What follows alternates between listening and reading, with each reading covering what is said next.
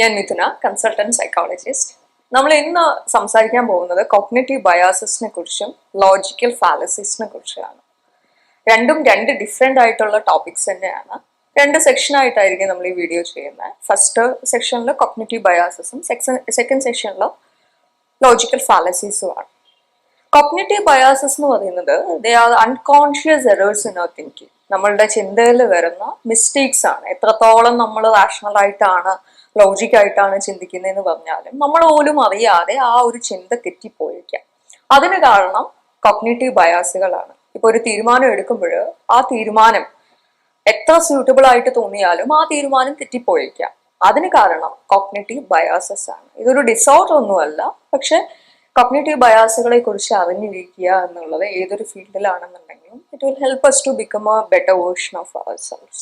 So common ആയിട്ട് കാണുന്ന ഒരു 20 കോഗ്നിറ്റീവ് ബയാസസ് ആണ് നമ്മൾ ഡിസ്കസ് ചെയ്യുന്നത്. 100ഓളം കോഗ്നിറ്റീവ് ബയാസുകളുണ്ട്. കോഗ്നിറ്റീവ് ബയാസുകളുടെ എണ്ണം നിരന്തരം കൂടി വരിക തന്നെയാണ്. അതിൽ കോമൺ ആയിട്ടുള്ള മേജറായിട്ട് കാണുന്ന ഒരു 20 എണ്ണമാണ് നമ്മൾ ഡിസ്കസ് ചെയ്യുന്നത്.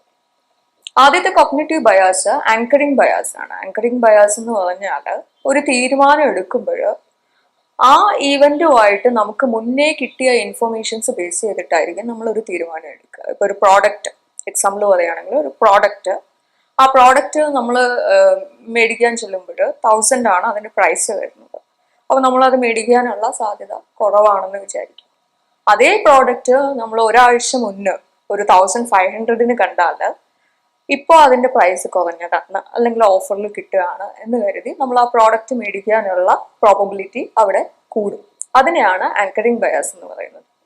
രണ്ടാമത്തെ കോഗ്നിറ്റീവ് ബയാസ് സ്പോട്ട്ലൈറ്റ് എഫക്റ്റ് ആണ്. സ്പോട്ട്ലൈറ്റ് എഫക്റ്റ് എന്ന് വെച്ചാൽ people have a tendency to overestimate what others will think about their appearance. ഒരു സ്ഥലത്തേക്ക് പോകുമ്പോൾ നമ്മളൊരു ഡ്രസ്സ് ഇട്ടു, സെക്കൻഡ് ടൈം അതേ സ്ഥലത്തേക്ക് അതേ ആൾക്കാരെ ഫേസ് ചെയ്യുമ്പോൾ നമ്മൾ അതേ ഡ്രസ്സ് ഇടാൻ മടിക്കുന്നു എന്നുള്ളതാണ് സ്പോട്ട്ലൈറ്റ് എഫക്റ്റിന്റെ ഒരു എക്സാമ്പിൾ. മൂന്നാമത്തെ കോഗ്നിറ്റീവ് ബയാസ് എന്ന് പറയുന്നത് ഗാംബ്ലേഴ്സ് ഫാലസിയാണ്. ഗാംബ്ലേഴ്സ് ഫാലസി എന്ന് വെച്ചാൽ ഒരു ഈവന്റ് നടക്കാനുള്ള സാധ്യത, whether it is more likely to happen or less likely to happen എന്നുള്ളത് നമ്മൾ എപ്പോഴും അതേ ഈവന്റ് മുന്നേ നടന്നപ്പോഴുണ്ടായ ഔട്ട്കം ബേസ് ചെയ്തിട്ടായിരിക്കും പ്രെഡിക്റ്റ് ചെയ്യുന്നത്. ഒരു എക്സാമ്പിൾ പറയുകയാണെങ്കിൽ, കോയിൻ ടോസ് ചെയ്യുന്നു. ഒരു കോയിൻ ടോസ് ചെയ്യുമ്പോൾ ആദ്യത്തെ ചാൻസിൽ നമുക്ക് ഹെഡ് ആണ് കിട്ടിയത്, സെക്കൻഡ് ചാൻസിലും നമുക്ക് ഹെഡ് കിട്ടുന്നു, തേർഡ് ചാൻസിലും നമുക്ക് ഹെഡ് തന്നെയാണ് കിട്ടുന്നത്. അപ്പോൾ സ്വാഭാവികമായിട്ടും നമ്മുടെ ബ്രെയിൻ പറയും ഫോർത്ത് ചാൻസിലെങ്കിലും ടെയിൽ ആയിരിക്കും.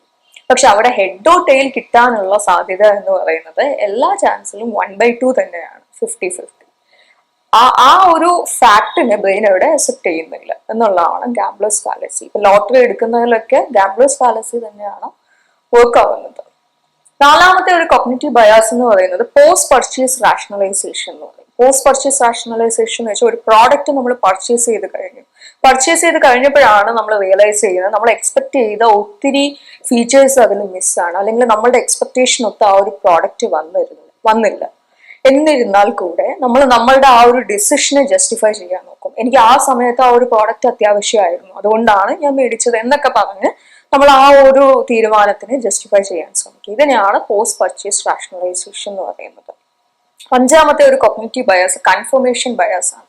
കൺഫർമേഷൻ ബയാസ് എന്ന് വെച്ചാൽ എന്റെ വിശ്വാസങ്ങളെ സപ്പോർട്ട് ചെയ്യുന്ന എല്ലാ ഇൻഫോർമേഷൻസും ഞാൻ ഉൾക്കൊള്ളും, അതേസമയം എന്റെ വിശ്വാസങ്ങളെ ഒപ്പോസ് ചെയ്യുന്ന ഇൻഫോർമേഷൻസിനെ ഞാൻ തള്ളിക്കളയാനായിട്ട് ശ്രമിക്കും.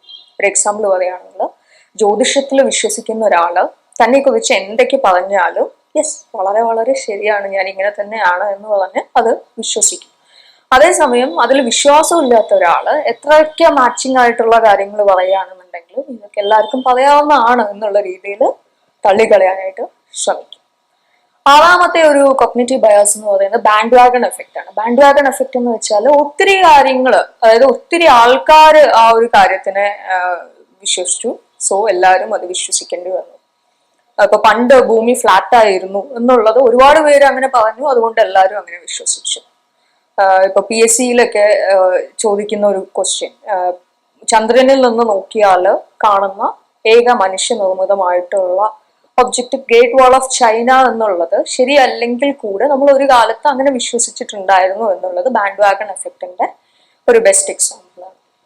ഏഴാമത്തെ കോഗ്നിറ്റീവ് ബയാസ് എന്ന് പറയുന്നത് മിയർ എക്സ്പോഷർ എഫക്റ്റ് ആണ്. മിയർ എക്സ്പോഷർ എഫക്റ്റ് എന്ന് വെച്ചാൽ നമ്മൾ കൂടുതൽ ഒരു വ്യക്തിയായിട്ടോ ഒരു സിറ്റുവേഷനുമായിട്ടോ എക്സ്പോസ്ഡ് ആവും തോറും അവിടെ ഒരു അറ്റാച്ച്മെന്റ് വർക്ക് ആവും. ഇപ്പൊ ഒരു വ്യക്തിയെ നമ്മൾ സ്ഥിരം കാണേണ്ടി വരുന്നു, സ്ഥിരമായിട്ട് അവരുടെ അടുത്ത് സംസാരിക്കേണ്ടി വരുന്നു, അല്ലെങ്കിൽ അവർ എത്രത്തോളം നമ്മൾ അവരുമായിട്ട് സമയം സ്പെൻഡ് ചെയ്യുന്നു, കൂടുതലായിട്ട് സമയം സ്പെൻഡ് ചെയ്യുന്നിടത്തോളം നമ്മൾ അവരുമായിട്ട് അറ്റാച്ച്ഡ് ആവും.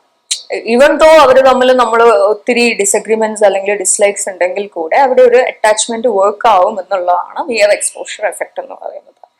എട്ടാമത്തെ ഒരു കോഗ്നിറ്റീവ് ബയാസ് എന്നുള്ളത് ഹൈൻസൈറ്റ് ബയാസ് ആണ്. ഹൈൻസൈറ്റ് ബയാസ് എന്ന് വെച്ചാൽ I new it all along. ഇപ്പൊ ഒരു കാര്യം നടക്കുകയാണ്, ഞാൻ അപ്പോഴേ പറഞ്ഞില്ല ഇത് നടക്കുന്നുള്ളത്, അല്ലെങ്കിൽ അപ്പോഴേ എനിക്ക് അറിയായിരുന്നു ഇതിങ്ങനെ സംഭവിക്കുകയുള്ളൂ എന്നുള്ളത്.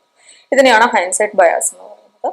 ഒൻപതാമത്തെ ഒരു കോഗ്നിറ്റീവ് ബയാസ് ഹാലോ എഫക്റ്റ് ആണ്. ഹാലോ എഫക്റ്റ് എന്ന് വെച്ചാൽ ഒരാളുടെ അപ്പിയറൻസ് വെച്ചിട്ട് അയാളെ ജഡ്ജ് ചെയ്യുന്നു. ഒരു വെൽ ഡ്രസ്സിംഗ് ആയിട്ടുള്ള ഒരു വ്യക്തിയാണെന്നുണ്ടെങ്കിൽ അയാൾ നല്ല സ്മാർട്ട് ആയിട്ടുള്ള നല്ലവനായിട്ടുള്ള മനുഷ്യനായിരിക്കും എന്നുള്ള നമ്മളുടെ തോന്നലിനെയാണ് ഹാലോ എഫക്റ്റ് എന്ന് പറയുന്നത്.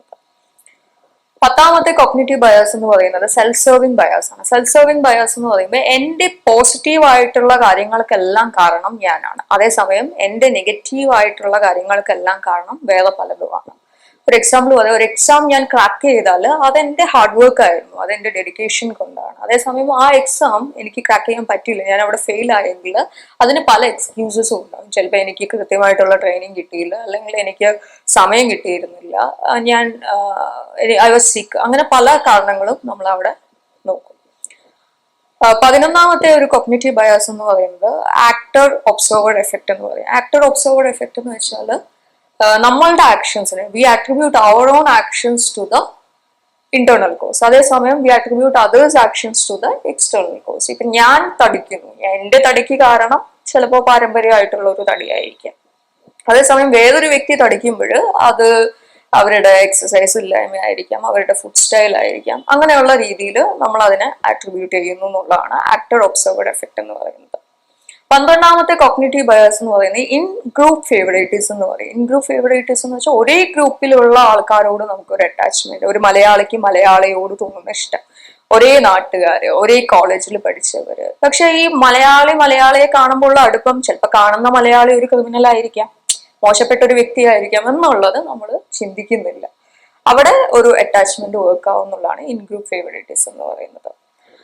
അടുത്ത ഒരു കോഗ്നിറ്റീവ് ബയാസ്, 13ാമത്തെ കോഗ്നിറ്റീവ് ബയാസ് എന്നുള്ളത് ഗ്രൂപ്പ് തിങ്കിങ് ബയാസ് ആണ്. ഗ്രൂപ്പ് തിങ്കിങ് ബയാസ് എന്ന് പറഞ്ഞാൽ ഒരു ഗ്രൂപ്പില് നമ്മൾ എടുക്കുന്ന തീരുമാനം, അത് ഗ്രൂപ്പിൽ ഒരു കോൺഫ്ലിക്റ്റ് ഉണ്ടാവണ്ട എന്ന് കരുതിയിട്ട് നമ്മൾ പ്രൊഡക്റ്റീവ് ആവാത്ത ഒരു ഡിസിഷൻ എടുക്കും. ചിലപ്പോൾ ആ ഒരു ഡിസിഷൻ ആ സമയത്ത് ഫ്രൂട്ട്ഫുൾ ആവണമെന്നില്ല, പക്ഷെ ഗ്രൂപ്പിൽ അത് കാരണം ഒരു പ്രശ്നം ഉണ്ടാവണ്ടെന്ന് കരുതിയിട്ട് ഗ്രൂപ്പിന് അനുകൂലമാവുന്ന ഒരു തീരുമാനം എടുക്കുന്നു എന്നുള്ളതാണ് ഗ്രൂപ്പ് തിങ്കിങ് ബയാസ് എന്ന് പറയുന്നത്. 14ാമത്തെ കോഗ്നിറ്റീവ് ബയാസ് എന്ന് പറയുന്നത് ഓസ്ട്രിച്ച് ബയാസ് ആണ്. ചില സമയങ്ങളിൽ നമ്മൾ ഓസ്ട്രിച്ച് പക്ഷിയെ പോലെ തല ഊഴ്ത്തിയിരിക്കുന്ന ഒരു അവസ്ഥ ഉണ്ടാവുന്നു. ഇപ്പൊ ഒരു മാസത്തെ ചെലവിന്റെ കണക്കെടുക്കുമ്പോൾ ആ ചെലവ് നമ്മൾ അറിയാൻ ആഗ്രഹിക്കുന്നില്ല, പെയിൻഫുൾ ആയിട്ടുള്ള പല സിറ്റുവേഷനും നമ്മൾ മനഃപൂർവ്വം അവോയ്ഡ് ചെയ്ത് കളയുന്നു എന്നുള്ളതാണ് ഓസ്ട്രിച്ച് ബയാസ് എന്ന് പറയുന്നത്. 15ാമത്തെ കോഗ്നിറ്റീവ് ബയാസ് എന്ന് പറയുന്നത് നെഗറ്റിവിറ്റി ബയാസ് ആണ്. നെഗറ്റിവിറ്റി ബയാസ് എന്ന് പറയുമ്പോൾ എത്രയൊക്കെ പോസിറ്റീവ്സ് ഉണ്ടെങ്കിൽ കൂടെ നമ്മൾ നെഗറ്റീവ്സിലേക്കായിരിക്കും ഫോക്കസ് ചെയ്യുന്നത്. ഒരു 2 നെഗറ്റീവ് ഉണ്ടെങ്കിൽ അതായിരിക്കും നമ്മളെ കൂടുതലായിട്ട് ഹോണ്ട് ചെയ്ത് പോകുന്നത്. 16ാമത്തെ കോഗ്നിറ്റീവ് ബയാസ് എന്ന് പറയുന്നത് ഫ്രെയിമിംഗ് ബയാസ് ആണ്. ഫ്രെയിമിംഗ് ബയാസ് എന്ന് പറയുമ്പോൾ ഒരു ഇൻഫർമേഷൻ എങ്ങനെ ഫ്രെയിം ചെയ്തിരിക്കുന്നു എന്നുള്ളത് നമ്മളെ ഇൻഫ്ലുവൻസ് ചെയ്യാനുള്ള സാധ്യത കൂടുതലാണ്. ഫോർ എക്സാമ്പിൾ, 2 യോഗട്ടിന്റെ ബോക്സ് ഉണ്ട്, ഒരു യോഗട്ടിന്റെ ബോക്സിൽ എഴുതിയിട്ടുണ്ട് 20% ഫാറ്റ് എന്നുള്ളത്, വേറൊരു യോഗട്ടിന്റെ ബോക്സിൽ എഴുതിയിട്ടുണ്ട് 80% ഫാറ്റ് ഫ്രീ എന്നുള്ളത്. രണ്ടും സെയിം ആണെന്നുണ്ടെങ്കിലും നമ്മൾ ഫാറ്റ് ഫ്രീ എന്നുള്ളതിലേക്ക് കൂടുതലായിട്ട് നമ്മൾ അതായിരിക്കും മേടിക്കാനുള്ള സാധ്യത. ഇതിനെയാണ് ഫ്രെയിമിങ്. ഓരോ ഇൻഫോർമേഷനും, ഇപ്പൊ പത്രത്തിൽ വരുന്ന ഓരോ ന്യൂസും അത് ഇൻഫ്ലുവൻസ് ചെയ്യുന്ന. ഇപ്പൊ കോവിഡ് സമയത്തൊക്കെ കോവിഡ് കാരണം ഇത്ര പേര് റിക്കവർ ആയി, അല്ലെങ്കിൽ കോവിഡ് കാരണം ഇത്ര പേര് മരണപ്പെട്ടു. ഇത് രണ്ടും നമ്മളെ ഇൻഫ്ലുവൻസ് ചെയ്യുന്നത് 2 രീതിയിലാണ്. ഇതിനെയാണ് ഫ്രെയിമിംഗ് ബയാസ് എന്ന് പറയുന്നത്. 17ാമത്തെ കോഗ്നിറ്റീവ് ബയാസ് എന്ന് പറയുന്നത് ഡണ്ണിങ് ക്രൂഗർ എഫക്റ്റ് ആണ്. ഡണ്ണിങ് ക്രൂഗർ എഫക്റ്റ് എന്ന് വെച്ചാൽ the more we know we become less confident. ഇപ്പൊ ഗ്രാജുവേഷൻ കഴിഞ്ഞ ഒരു വ്യക്തി ചിന്തിക്കും തന്റെ ഫീൽഡിൽ തനിക്ക് മതിയായിട്ടുള്ള ഒരു നോളജ് ഉണ്ട് എന്നുള്ളത്. പക്ഷെ അതേസമയം ആ വ്യക്തി ഒരു പോസ്റ്റ് ഗ്രാജുവേറ്റഡ് ആയിട്ടുള്ള വ്യക്തിയെ കാണുമ്പോഴും മനസ്സിലാക്കും തന്റെ നോളജ് പോരാ എന്നുള്ളത്. ഇതിനെയാണ് ഡണ്ണിങ് ക്രൂഗർ എഫക്റ്റ് എന്ന് പറയുന്നത്. 18ാമത്തെ ഒരു കോഗ്നിറ്റീവ് ബയാസ് എന്ന് പറയുന്നത് സർവൈവർഷിപ്പ് ബയാസ് ആണ്. സർവൈവർഷിപ്പ് ബയാസ് എന്ന് വെച്ചാൽ എപ്പോഴും നമ്മൾ വിജയിക്കുന്ന ആൾക്കാരുടെ കഥകളിലേക്ക് ഫോക്കസ് ചെയ്യും. ഫോർ എക്സാമ്പിൾ, ഒരു കോമ്പറ്റേറ്റീവ് എക്സാമിന്റെ സ്റ്റാറ്റിസ്റ്റിക്സ് നോക്കുകയാണെന്നുണ്ടെങ്കിൽ ഒരുപാട് പേര് വിജയിച്ച ഒരുപാട് പേര് പറയും ഏർലി മോർണിംഗ് ഇരുന്ന് പഠിച്ചതാണ് എന്നെ ഹെൽപ്പ് ചെയ്തത് എന്നുള്ളത്. അതിൻ്റെതായിട്ടുള്ള ഒരു സയന്റിഫിക് റീസൺ ഉണ്ടെങ്കിൽ കൂടെ ഏർലി മോർണിംഗ് ഇരുന്ന് പഠിക്കുന്നു ചില ആൾക്കാരുടെ കേസിൽ പോസിബിൾ ആവണമെന്നില്ല. സോ നമ്മൾ ചിന്തിക്കുന്ന ഓക്കെ ഏർലി മോർണിംഗ് ഇരുന്ന് പഠിച്ചാലേ എക്സാം ക്രാക്ക് ചെയ്യാൻ പറ്റുള്ളൂ. പക്ഷെ ഏർലി മോർണിംഗ് ഇരുന്ന് പഠിച്ച ഒരുപാട് പേര് ഫെയിൽ ആയിട്ടുണ്ട്.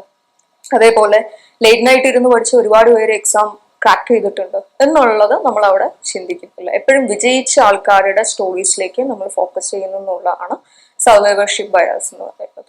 19ാമത്തെ കോഗ്നിറ്റീവ് ബയാസ് എന്ന് പറയുന്നത് പ്ലേസിബോ എഫക്റ്റ് ആണ്. പ്ലേസിബോ എഫക്റ്റ് എന്ന് വെച്ചാൽ നമ്മുടെ വിശ്വാസം കൊണ്ട് അസുഖം മാറുന്ന ഒരു കണ്ടീഷനാണ്. 2 ഗ്രൂപ്പ് ഡിപ്രഷനുള്ള ആൾക്കാരുണ്ടായിരുന്നു. ഫസ്റ്റ് ഗ്രൂപ്പിന് നമ്മൾ ഒറിജിനൽ ആയിട്ടുള്ള മെഡിസിൻ കൊടുത്തു. സെക്കൻഡ് ഗ്രൂപ്പിന് നമ്മളൊരു ഡ്യൂപ്ലിക്കേറ്റ് ആയിട്ടുള്ള മെഡിസിൻ കൊടുത്തു. ഡ്യൂപ്ലിക്കേറ്റ് എന്ന് പറയുമ്പോൾ സ്യൂഡോ പിൽസ്, സെയിം ടെക്സ്ചറുള്ള കാണാൻ ഒരേ രീതിയിലുള്ള മെഡിസിൻ കൊടുത്തു. 2 പേരുടെയും വിശ്വാസം ഒന്നായിരുന്നു, എന്റെ അസുഖം മാറും മെഡിസിൻ കഴിച്ചാൽ എന്നുള്ളത്. സോ വിശ്വാസം സെയിം ആയതുകൊണ്ട് ഒരു 1 മന്ത് കഴിഞ്ഞ് ചെക്ക് ചെയ്തപ്പോൾ 2 പേരുടെയും അസുഖം മാറും. ഇത് ചില കേസസിലാണ് വർക്ക് ആവുന്നത്. അതായത് മൈൻഡിന്റെ ഒരു സെൽഫ് ഹീലിംഗ് പവർ ഉണ്ട്. അതുപോലെ തന്നെ അവരുടെ ആ ഒരു വിശ്വാസം കാരണം അസുഖം മാറുന്നു എന്നുള്ള അവസ്ഥയാണ് പ്ലേസിബോ എഫക്റ്റ് എന്ന് പറയുന്നത്. 20ാമത്തെ കോഗ്നിറ്റീവ് ബയാസ് എന്ന് പറയുന്നത് ഇതിന്റെ തന്നെ ഓപ്പോസിറ്റ് നോസിബോ എഫക്റ്റ് ആണ്. ഈവൻ ദോ ഒറിജിനൽ മെഡിസിൻ ആണെന്നുണ്ടെങ്കിലും നമുക്ക് വിശ്വാസമില്ല. ഇപ്പൊ മെഡിസിൻ കഴിക്കുന്ന ഇതൊന്നും മാറാൻ പോകുന്നില്ലെന്നേ, അല്ലെങ്കിൽ ഈ ഡോക്ടറെ കണ്ടാലൊന്നും മാറാൻ പോകുന്നില്ലെന്നേ എന്നുള്ള വിശ്വാസം, എന്നുള്ള ചിന്തയുള്ളിടത്തോളം കാലം അത് നമ്മളുടെ ബോഡിയിൽ ഏൽക്കുന്നത് കുറവായിരിക്കും. ഇതിനെയാണ് നോസിബോ എഫക്റ്റ് എന്ന് പറയുന്നത്. സോ ഇതൊക്കെയാണ് കോഗ്നിറ്റീവ് ബയാസസ്. ഫാലസീസിലേക്ക് വരുമ്പോൾ ഫാലസീസ് എപ്പോഴും ഒരു ലോജിക്കൽ റീസണിങ്ങിന്റെ ഭാഗമാണ്. ലോജിക്കലി ഇൻകറക്റ്റ് ആയിട്ടുള്ള റീസണിങ്ങിനെയാണ് നമ്മൾ ഫാലസീസ് എന്ന് പറയുന്നത്. അത് അധികവും നമ്മൾ ഉപയോഗിക്കുന്ന സ്പീച്ചില്, ഡിബേറ്റില്, റിസർച്ചിലൊക്കെയാണ് ഫാലസീസ് വരുന്നത്. ഒരു 20 കോമൺ ആയിട്ടുള്ള കാണപ്പെടുന്ന ഫാലസീസിനെ കുറിച്ചാണ് നമ്മൾ ഡിസ്കസ് ചെയ്യുന്നത്. ആദ്യത്തേത് അനക്ഡോട്ടൽ ഫാലസി എന്ന് പറയും. അനക്ഡോട്ടൽ ഫാലസി എന്ന് പറഞ്ഞാൽ എനിക്ക് അങ്ങനെ ഒരു എക്സ്പീരിയൻസ് ഉണ്ടായത് കൊണ്ട് ഞാൻ അങ്ങനെ വിശ്വസിക്കുന്നു. ഒരു എക്സാമ്പിൾ പറയുകയാണ്, എനിക്കൊരു പാരനോർമൽ എക്സ്പീരിയൻസ് ഉണ്ടായി, അതുകൊണ്ട് തന്നെ ഞാൻ വിശ്വസിക്കുന്നു സൂപ്പർസ്റ്റിഷണൽ ക്രിയേച്ചേഴ്സ് ഉണ്ട് എന്നുള്ളത്. അതിനെയാണ് അനക്ഡോട്ടൽ ഫാലസി എന്ന് പറയുന്നത്. രണ്ടാമത്തെ ഒരു ഫാലസി എന്ന് പറയുന്നത് ഫോൾസ് ക്വസ്റ്റ്യൻ ആണ്. ഫോൾസ് ക്വസ്റ്റ്യൻ എന്ന് പറയുമ്പോൾ ക്വസ്റ്റ്യൻ തന്നെ തെറ്റാണ്. ഇപ്പൊ നമ്മൾ ചോദിക്കുകയാണ് എല്ലാത്തിനും കാരണം പോവർട്ടി ആണോ?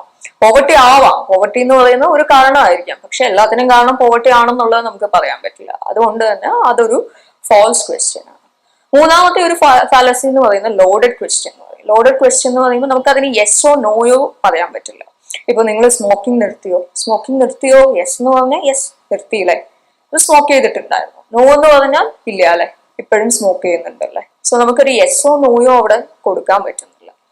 നാലാമത്തെ ഒരു ഫാലസി എന്ന് പറയുന്നത് റെട്ടോറിക്കൽ പ്ലോ എന്ന് പറയും. റെട്ടോറിക്കൽ പ്ലോ എന്ന് പറയുമ്പോൾ ഒരാള് സംസാരിക്കുമ്പോഴും ആ സംസാരം എത്രത്തോളം അതിനൊരു ഫ്ലുവൻസി ഉണ്ട്, അതിനൊരു ചടുലതയുണ്ട്, അത് എത്രത്തോളം ഇമ്പമാണ്, എത്രത്തോളം ആൾക്കാർ ഇംപ്രസ് ചെയ്യാനുള്ള കഴിവുണ്ട് എന്നുള്ളത് ചില സമയങ്ങളിൽ ആളുകൾ നോക്കുന്നുള്ളൂ. ഈവൻ ദോ അതിൽ കണ്ടന്റ് കുറവാണ് എന്നുണ്ടെങ്കിൽ കൂടെ അതിനെ ആൾക്കാർ ലിസൺ ചെയ്യും. ഇതിനെയാണ് റെട്ടോറിക്കൽ പ്ലോ എന്ന് പറയുന്നത്. അഞ്ചാമത്തെ ഒരു ഫാലസി എന്ന് പറയുന്നത് അപ്പീൽ ടു ഇമോഷൻ ആണ്. അപ്പീൽ ടു ഇമോഷൻ സിംപ്ലി പറയുകയാണെന്നുണ്ടെങ്കിൽ ഇമോഷണലി ബ്ലാക്ക്മെയിൽ ചെയ്യുന്നു എന്നുള്ളതാണ്. ആറാമത്തെ ഒരു ഫാലസി അപ്പീൽ ടു പിറ്റി എന്ന് പറയും. പിറ്റി എന്ന് പറയുമ്പോൾ നമ്മുടെ ഉള്ളിലെ ആ കരുണയെ ചൂഷണം ചെയ്തെടുക്കുന്നു. ഇപ്പൊ ഒരു ബെഗർ വന്നിട്ട് നമ്മളെടുത്ത് ഭിക്ഷ യാചിക്കുന്നു. ആ ബെഗറിന്റെ ഒരു അപ്പിയറൻസിലല്ല വന്നത് എന്നുണ്ടെങ്കിൽ നമുക്ക് അവിടെ ഹെൽപ്പ് ചെയ്യാൻ തോന്നത്തില്ല. ബെഗറിന്റെ ഒരു അപ്പിയറൻസ് ആണ് നമ്മളെ ആ ഒരു സമയത്ത് ആ ഒരു ഉള്ളിലെ കരുണയെ ചൂഷണം ചെയ്യിപ്പിക്കുന്നത്. ഏഴാമത്തെ ഒരു ഫാലസി എന്ന് പറയുന്നത് അപ്പീൽ ടു അതോറിറ്റി ആണ്. അപ്പീൽ ടു അതോറിറ്റി എന്ന് വെച്ചാൽ ഏതെങ്കിലും ഒരു അതോറിറ്റേറ്റീവ് ഫിഗർ അല്ലെങ്കിൽ ഏതെങ്കിലും ഒരു വലിയ ആള് നമ്മളടുത്ത് പറയുന്നു എന്നുള്ളത് കൊണ്ട് നമ്മൾ അത് വിശ്വസിക്കുന്നു. ഇപ്പോ പല സെലിബ്രിറ്റീസിനെയും വെച്ച് അഡ്വർടൈസ്മെന്റ് ചെയ്യുന്നു. ഈവൻ തോ അവർക്ക് ആ ഒരു ഫീൽഡിൽ കൃത്യമായിട്ടുള്ള നോളജ് ഇല്ലെങ്കിൽ കൂടെ നമ്മൾ അതിൽ വിശ്വസിക്കുകയാണ്. അപ്പീൽ ടു അതോറിറ്റി എന്ന് പറയുന്നത്. എട്ടാമത്തെ ഒരു ഫാലസിയാണ് appeal to ignorance. Appeal to ignorance എന്ന് പറയുമ്പോൾ ഒരു കാര്യം ഇല്ല എന്നുള്ളതിന് തെളിവൊന്നും ഇല്ലാത്തതുകൊണ്ട് ആ കാര്യം ഉണ്ട് എന്നുള്ളത് നമ്മൾ വിശ്വസിക്കുന്നു, അല്ലെങ്കിൽ ആ കാര്യം ഉണ്ട് എന്നുള്ളതിന് തെളിവില്ലാത്തതുകൊണ്ട് ആ കാര്യം ഇല്ല എന്നുള്ളത് വിശ്വസിക്കുന്നു. ഒരു എക്സാമ്പിൾ പറയുകയാണെങ്കിൽ ദൈവം ഇല്ല എന്നുള്ളതിന് തെളിവൊന്നുമില്ല, അതുകൊണ്ട് ദൈവമുണ്ട്. ആ ഒരു വിശ്വാസത്തെയാണ് നമ്മൾ അപ്പീൽ ടു ഇഗ്നോറൻസ് എന്ന് പറയുന്നത്. ഒൻപതാമത്തെ ഒരു ഫാലസി ആണ് appeal to fear. Appeal to fear എന്ന് പറയുമ്പോൾ ഫിയറിനെ യൂസ് ചെയ്ത് ചേഞ്ചസ് കൊണ്ടുവരിക. ഇപ്പോ സിഗരറ്റിന്റെ പുറത്തൊക്കെ എഴുതി സ്മോക്കിംഗ് കോസസ് ക്യാൻസർ, ഇത് എന്നുള്ളത് അപ്പീൽ ടു ഫിയർ ആണ്. ശരി.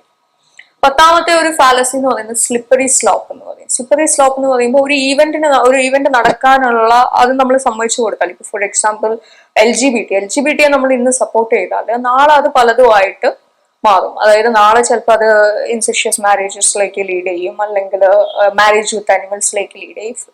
ഈവന്റ് എ നടന്നാൽ that will lead to event B അല്ലെങ്കിൽ ഈവന്റ് സി എന്നുള്ളതിനെയാണ് നമ്മൾ സ്ലിപ്പറി സ്ലോപ്പ് എന്ന് പറയുന്നത്. 11ാമത്തെ ഒരു ഫാലസി എന്ന് പറയുന്നത് സർക്കുലർ ആർഗ്യുമെന്റ്. സർക്കുലർ ആർഗ്യുമെന്റ് എന്ന് പറയുമ്പോൾ എത്രയൊക്കെ ആർഗ്യൂ ചെയ്താലും അതിലൊരു കൺക്ലൂഷൻ എത്തുന്നില്ല, പറഞ്ഞുകൊണ്ട് ഇരിക്കുന്നു, അതിലൊരു കൺക്ലൂഷൻ എത്തുന്നില്ല എന്നുള്ളതിനെയാണ് സർക്കുലർ ആർഗ്യുമെന്റ് എന്ന് പറയുന്നത്. 12ാമത്തെ ഒരു ഫാലസി റെഡ് ഹെറിംഗ് ആണ്. റെഡ് ഹെറിംഗ് എന്ന് വെച്ചാൽ പെട്ടെന്ന് ടോപ്പിക് മാറുന്നു, വിഷയം മാറ്റുക എന്നുള്ളതിനെയാണ് നമ്മൾ റെഡ് ഹെറിംഗ് എന്ന് പറയുന്നത്. 13ാമത്തെ ടു ക്വാക്ക് എന്ന് വെച്ചാൽ U2 എന്നുള്ളതാണ് മീനിങ് ആക്കുന്നത്. അതായത് ഇപ്പോ ഒരു എക്സാമ്പിൾ പറഞ്ഞാൽ ഫാദർ മകനോട് പറയുന്നു സ്മോക്ക് ചെയ്യരുത് എന്ന് പറയുമ്പോൾ മകൻ തിരിച്ചു ചോദിക്കുന്നു, എന്റെ പ്രായത്തിൽ ഫാദറും സ്മോക്ക് ചെയ്തിട്ടുണ്ടായിരുന്നല്ലോ, സോ നിങ്ങളും ആയിരുന്നില്ലേ എന്നുള്ള ആ ഒരു മീനിങ് ആണ് ടു ക്വാക്ക് എന്നതുകൊണ്ട് അർത്ഥമാക്കുന്നത്. 14ാമത്തെ ഒരു ഫാലസി എന്ന് പറയുന്നത് കോസൽ ഫാലസിയാണ്. പരസ്പരം ബന്ധമില്ലാത്ത രണ്ട് ഈവന്റ്സ്, അതായത് ഇപ്പൊ ഒരു ഈവന്റ് എ നടന്ന ശേഷം ഈവന്റ് ബി നടക്കുകയാണെന്നുണ്ടെങ്കിൽ ഈവന്റ് ബി നടക്കാനുള്ള കാരണം ഈവന്റ് എ ആയിരുന്നു എന്നുള്ളത് നമ്മളുടെ ബ്രെയിന് തെറ്റിദ്ധരിക്കുന്നു. ഇപ്പൊ ഞാനൊരു ഒബ്ജക്റ്റിൽ പോയി തൊട്ടു, ആ ഒബ്ജക്റ്റ് ഡാമേജ് ആയി, അപ്പൊ ഞാൻ തൊട്ടത് കാരണമാണ് ഡാമേജ് ആയത്, അതല്ലെങ്കിലും അത് ചിലപ്പോ അപ്പോ ഡാമേജ് ആവാനുള്ളതായിരിക്കാം. അപ്പൊ എന്നുള്ള ആ ഒരു വാസ്തവം നമ്മൾ അവിടെ ചിന്തിക്കുന്നില്ല എന്നുള്ളതാണ് കോസൽ ഫാലസി എന്ന് പറയുന്നത്. അടുത്തൊരു ഫാലസി ബെൻ ഫ്രാങ്ക്ലിൻ എഫക്ട് എന്ന് പറയും. ബെൻ ഫ്രാങ്ക്ലിൻ എഫക്ട് എന്ന് പറയുമ്പോൾ ബെഞ്ചമിൻ ഫ്രാങ്ക്ലിൻ എഫക്ട് എന്ന് പറയുക, the more we do favour to someone, ആ ഒരു അവർക്ക് ഫേവർ ചെയ്യാനുള്ള ടെൻഡൻസി അല്ലെങ്കിൽ അവരോടുള്ള ഒരു ഇഷ്ടം കൂടി വരും എന്നുള്ളതാണ് ബെൻ ഫ്രാങ്ക്ലിൻ എഫക്ട് കൊണ്ട് ഉദ്ദേശിക്കുന്നത്. 16ാമത്തെ ഒരു ഫാലസി എന്ന് പറയുന്നത് ഫാലസി ഓഫ് സങ്ക് കോസ്റ്റ് എന്ന് പറയും. അതായത് ഒരു പ്രോജക്റ്റിലേക്ക് നമ്മൾ എത്രത്തോളം, അതിപ്പോ ഒരു പ്രോജക്റ്റ് തുടങ്ങി അതിൽ നമ്മൾ ഒത്തിരി ഇൻവെസ്റ്റ് ചെയ്തു, ഒത്തിരി സമയം ഇൻവെസ്റ്റ് ചെയ്തു, അല്ലെങ്കിൽ ഒത്തിരി എനർജി ഇൻവെസ്റ്റ് ചെയ്തു, ഒരു 2-3 years കഴിഞ്ഞിട്ട് നമുക്ക് ആ ഒരു പ്രോജക്റ്റിൽ നിന്ന് ബെനിഫിറ്റ് ഒന്നും തന്നെ കിട്ടുന്നില്ല.